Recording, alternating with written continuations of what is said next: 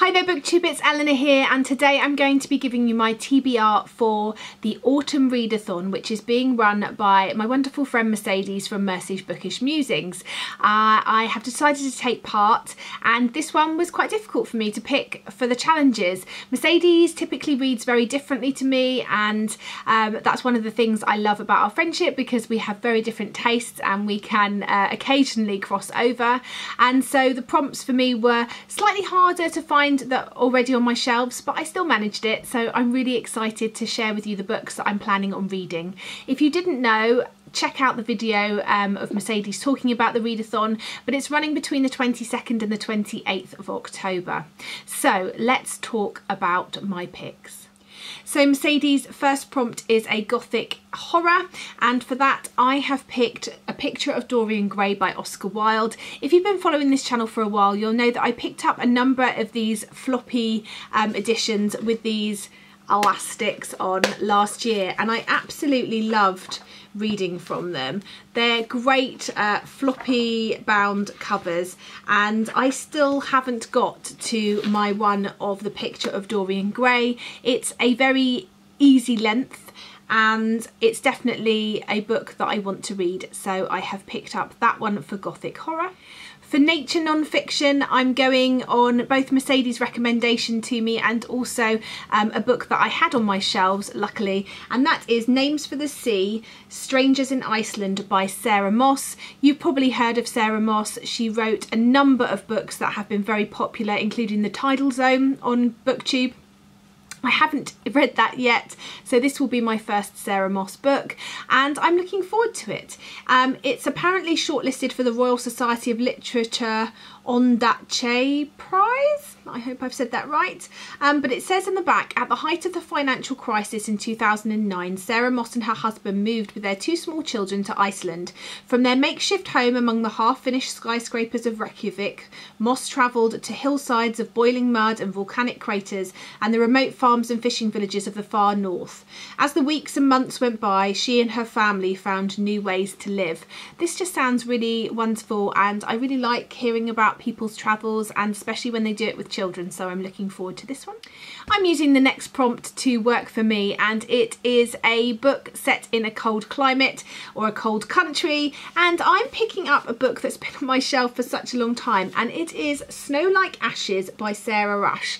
This is a fantasy book, so not a real life place, but firstly there's snow in the title, that makes me think cold, and secondly it looks like it's set in a cold place because I can see snow on the ground. This story is set in a place called Winter, and it is 16 years after a revolution where a lot of the citizens of Winter, Winterians, were enslaved, and they're now relying on the 8 people that managed to escape 16 years ago to save them and free them from slavery. So this sounds like a really good book, and I missed the boat the first time round. It was sort of buzzing on BookTube, so I'm looking forward to picking it up now after the buzz has died down and seeing what I think.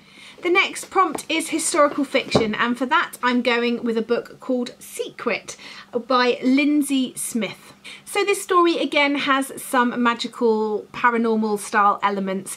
It's set in communist Russia, and it's set in a world or a in a setting where people can read minds, and the KGB are trying to enlist people who have this mind reading ability, and our young female main character is trying to hide her ability in order to evade being taken by the KGB and being made to use her mind reading for things she doesn't want to. So I think this sounds really good. There's some bonus points to be made, and the prompts for that are firstly short stories, and I definitely need to read this, and it's come at an apt time because this is going to be released very soon, and it's The Beginning of the World in the Middle of the Night by Jem Campbell. It's her latest collection of short stories. I'm hearing amazing things, which doesn't surprise me. I love Jen's writing. I love Jen as a person. She is truly wonderful and generous and lovely, and just a very special person, and I'm really pleased to have her in my life, and I'm really pleased to have this book in my hands, so I'm really looking forward to finally picking this up and reading it. And the final prompt is a very young protagonist.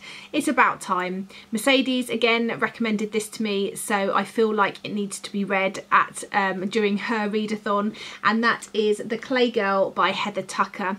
I have since, because often when Mercedes sort of recommends things to me, she knows my taste, so she knows not to recommend everything that she reads, and sometimes it hits and sometimes it misses. There have been other people that have picked this up from seeing it on her channel and have really loved it, and people that I tend to read very similar to. So I've got really high hopes for this, and it's been on my shelf and I keep meaning to pick it up, but I think it's got quite a heavy topic. It might be quite an emotional read, so I feel like I'm ready to get stuck into that now. It's about an 8-year-old girl. Her father has blown off his head in front of her and her sister, and I believe this is going to be taking a look maybe at their grieving process.